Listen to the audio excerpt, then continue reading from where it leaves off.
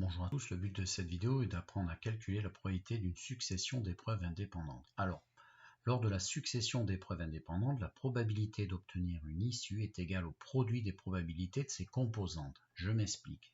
Si vous avez fait un arbre de tout ce qui peut vous arriver à l'issue de l'épreuve numéro 1, à l'issue de l'épreuve numéro 2, etc., etc. Ça peut être un arbre beaucoup plus compliqué. Là, moi, j'ai fait 3 choix, mais ça pourrait être 4, ça pourrait être 2, ça n'a aucune importance. En fait, ici, je vous rappelle, au centre, on indique les probabilités ici d'avoir la composante 1. Par exemple, avoir eu le 1 à un lancer de dés, avoir eu face à un lancer d'une pièce. Bref, quel que soit ce qui nous intéresse, ici, vous avez sa probabilité de l'obtenir. Ici, deuxième épreuve, on fait une autre épreuve, peut-être on peut croiser, on n'est pas obligé de lancer un dé tout le temps, on peut lancer des pièces, etc. Donc ça sera la composante numéro 2. Je n'ai fait que 2 branches pour vous expliquer, ça n'a aucune importance. Mais cette composante, il y a une probabilité de l'obtenir. Donc probabilité d'obtenir la composante numéro 2, d'accord? Eh bien, si on veut la probabilité d'avoir cette branche, d'accord, cette issue qui se code C1, C2, moi je vous propose, mais on peut le coder aussi dans des livres C1.C2, ça n'a aucune importance, eh bien sa probabilité de cette branche, eh bien tout simplement sera obtenue en multipliant cette proba par celle-ci. Donc c'est ce que je vous marque là. Donc en fait c'est toujours comme ça que cela fonctionne. Alors l'exemple que je vous propose de chercher, le voilà. Une expérience aléatoire consiste à lancer 3 pièces. Une pièce est truquée d'abord, qui tombe 3 fois plus sur pile que sur face, et ensuite 2 pièces équilibrées. Alors une pièce équilibrée, pile ou face, une chance sur 2. Et la première, elle est truquée. On modélise cette expérience aléatoire par une succession d'épreuves indépendantes. D'accord. Alors, on doit réaliser un arbre pondéré représentant la situation, puis déterminer la probabilité de l'événement A qui est obtenir 2 fois pile. Alors, c'est toujours pareil.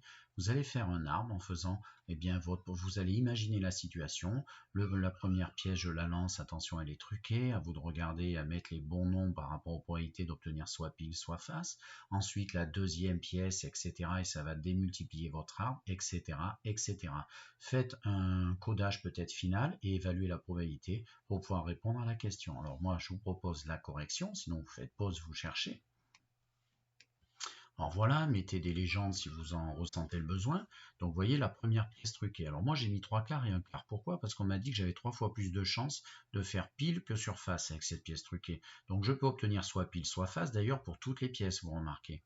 D'accord? Sauf que ce qui va changer, c'est leur probabilité respective. Donc pile, c'est 3 chances sur 4. Attention, mettez pas un demi, elle ne serait pas truquée.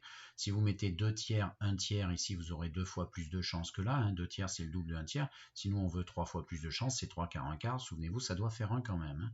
Ensuite, la première pièce truquée, on lance la deuxième. Et là, à partir d'avoir eu pile à la première, on peut tenir pile face avec autant de chances, mais pareil ici en face on peut avoir obtenu pile ou face avec autant de chances, 1 sur 2 puisqu'elle est équilibrée la deuxième, et la troisième tout pareil.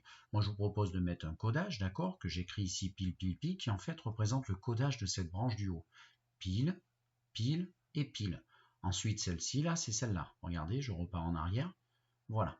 Et en fait, ce que je vous montre, c'est que si on a envie, n'écrivez pas tout ça. Hein. Moi, j'ai rajouté plein d'informations pour vous expliquer. Mais en fait, si on veut la probabilité de la branche du haut, ben, il suffira de faire 3 quarts fois 1 demi fois 1 demi. Et vous avez trouvé la probabilité d'avoir eu 3 fois pile les uns après les autres. D'accord? 3 quarts fois 1 quart fois 1 demi. Voilà la probabilité de cette branche. Et vous faites exactement pareil pour toutes les autres. Vous n'êtes pas obligé d'écrire tous les codages, vous n'êtes pas obligé d'écrire toutes les probabilités. Moi, c'est pour vous expliquer. À vous de voir par rapport à la question posée. Alors, la question posée, c'est quoi? Trouver la probabilité de l'événement A, obtenir 2 fois pile. Alors, obtenir 2 fois pile, c'est l'événement A. Eh bien, vous regardez, ici, on a 3 fois pile. Ici, on a 2 fois pile. Et en fait, c'est à chaque fois, vous aurez un seul face, forcément. Et donc, le face, il peut être, pensez au dénombrement, soit en 3e place, soit en 2e place, soit en première place. Il y a 3 seulement codages qui permettent d'obtenir un F avec 2 P. Et du coup, je les ai entourés en vert.